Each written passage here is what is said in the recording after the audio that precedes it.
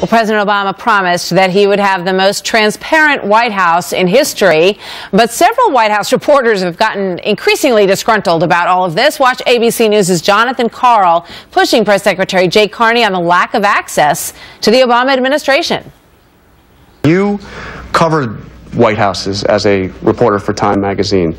So would Jay Carney, reporter, correspondent, bureau chief for Time magazine, be satisfied with the level of openness and transparency with this White House? Well, Jay Carney, reporter, would never be satisfied with the amount of information that any White House or any congressional So Jay Carney would fight with Jay Carney? Well, what I would tell you is that you and all of your colleagues, my former colleagues in the press, absolutely have to be beating on us and others around Washington to get as much information as you can. I strongly disagree with that statement. I know from experience that it's wrong.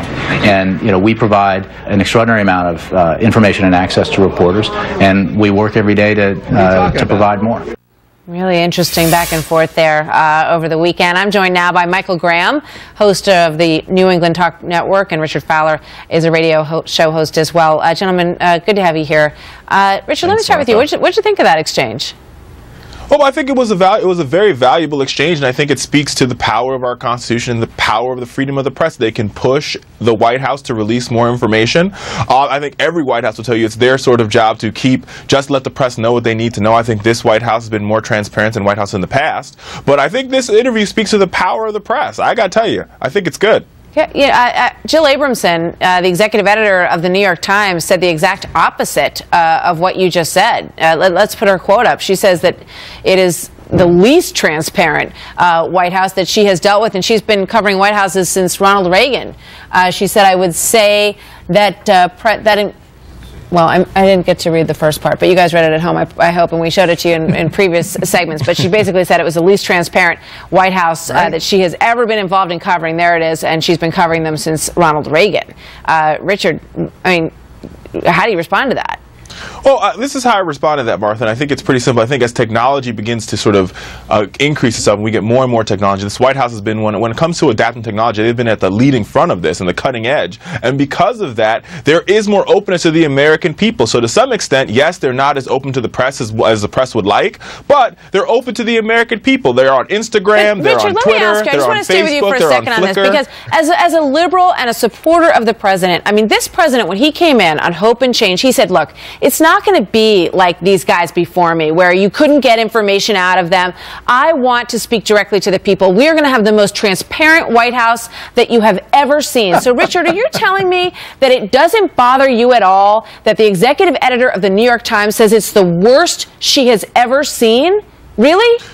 Well, no, listen, Martha, I hear that point, and I think it's a very valid argument to make. But I think to counter that, you look at the fact that this president is one of the first presidents that's on Twitter. He's tweeting, the vice president's tweeting. He's tweeting everything he wants to tweet. It's a completely controlled message, Richard. I find it hard to believe that you don't have any outrage in you about what's going on here. It makes you sound completely. All right, Michael, hop in here. If you honestly believe that the fate of our republic lies in the hands of the White House that sends out the most Instagrams of adult men in onesies, then the Obama White House is the White House for fairness and openness for you. But if you want a White House where they get an award on transparency in secret in 2011, no press availability. If you want a White House that's launched more leak investigations in the first term than the 3 presidents combined. If you want a White House that investigates the phone records of Fox News reporters' moms and dads in order to stop leaks, then this is the Obama White House you got. If you like your transparency, you can keep your transparency. That's the Obama White House. Yeah, I mean, Jay Carney is clearly in a difficult position here because, as he, by his own admission,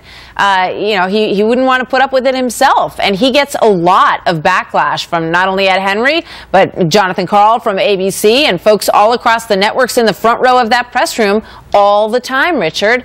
I mean, do you feel, does it feel strange to you to have to, defend that, given the fact that both sides of the aisle are so upset about it?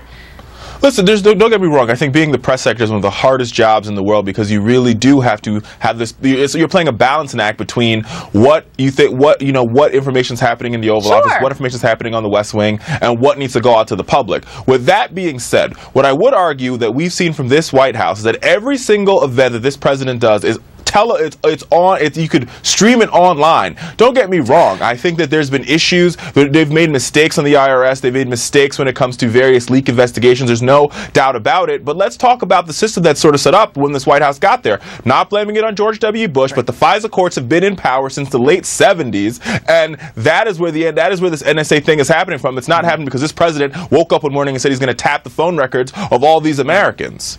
No, he's just Michael, the first I'm going to give you president the to last thought. We got to investigate.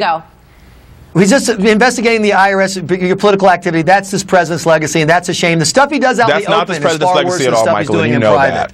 This president's legacy is 49 million jobs created. No, that's the president's legacy. All right. Well, you know what? We're going to hear what he thinks his legacy is so far tomorrow night, and where he's going to take it from here. Very interesting exchange. Good conversation. Thanks very much, guys. We'll see you next time. Thank you, Martha.